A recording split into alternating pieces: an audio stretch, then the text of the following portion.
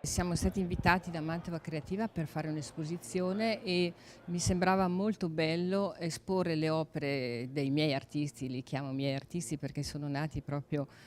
con me, in questo spazio che è uno spazio lacerato, diciamo, e quindi ho pensato che queste opere lacerate stessero molto bene, infatti dialogano molto bene con le pareti di questo luogo. E quindi ho scelto per, appunto, per lo spazio 5 autori che mi sembrava proprio rappresentativi e sono fra i 5 più importanti che di solito, diciamo, espongo nelle mostre più importanti. Il progetto è nato come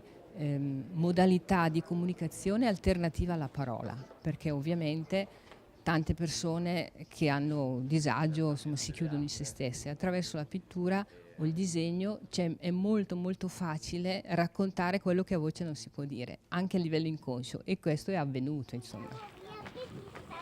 Si è appena concluso il quarto appuntamento con i laboratori creativi per famiglie La stoffa del pittore, un grande successo anche quest'anno, hanno partecipato circa 80 famiglie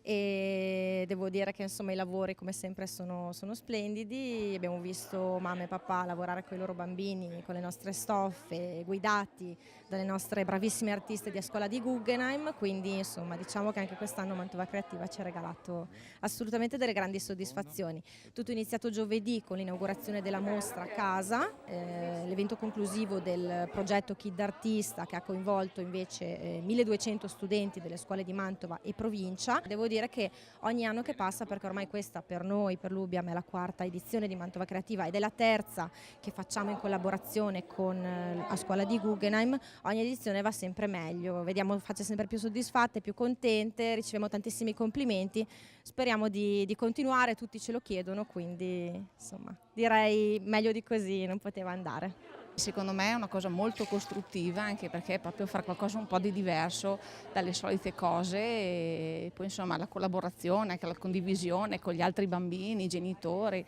per me insomma, è molto importante. Mia figlia ha 5 anni, si chiama appunto Nomena e abbiamo ricevuto una mail come l'anno scorso per la possibilità di partecipare a questo laboratorio che era risultato non solo molto interessante ma anche molto gradevole. Si è trovata in mezzo a tanti altri bambini e questo l'ha aiutata ovviamente anche ad aprirsi ad un'altra realtà che non conosceva,